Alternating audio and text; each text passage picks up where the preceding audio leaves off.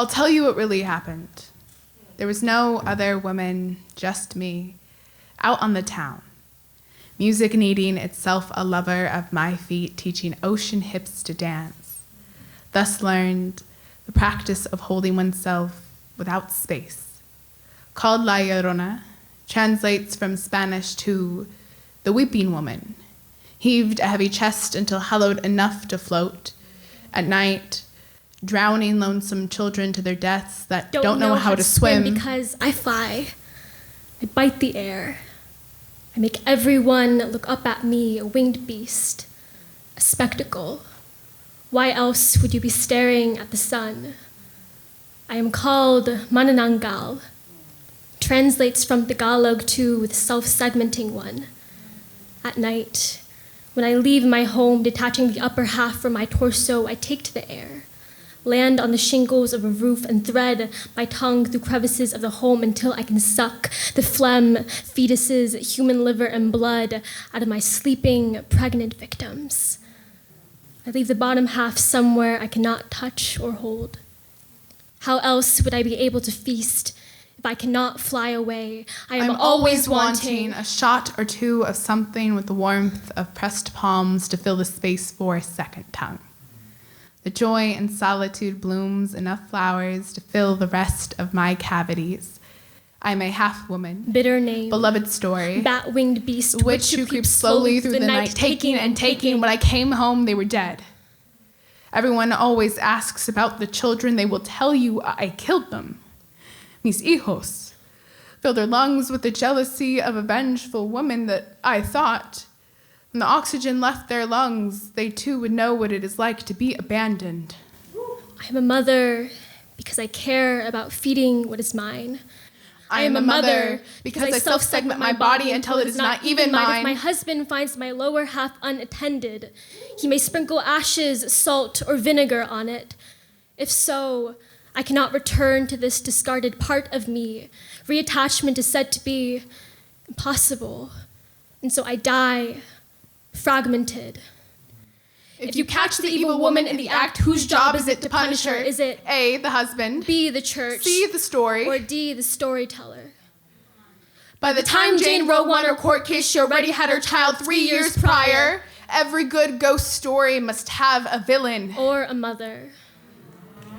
When the modern woman is made myth, they will not tell you how patient she was, only how heartless.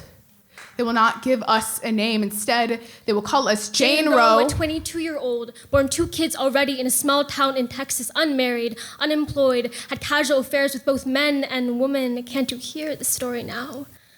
If a woman is caught with both sexual agency and a pregnancy, how long before she becomes a vengeful spirit?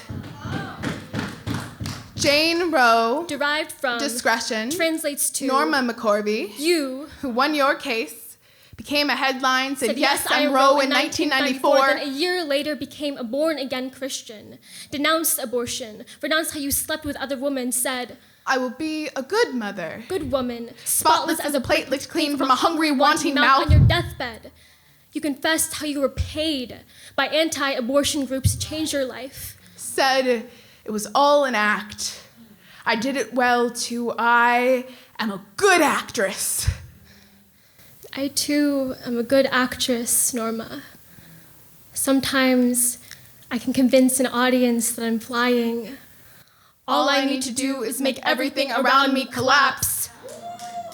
Before Manananggals, there were babaylans, priestesses, shamans, midwives, healers, and prophets. How do you collapse the matriarchy? When the Spanish took the Philippines for 333 years, they denounced the babaylans as primitive, unchaste women, practitioners of a fraudulent religion, and most of all, as priestesses of the devil. How convenient that a woman's sexual and maternal agency can be cut by reimagining the body into something closer to the devil.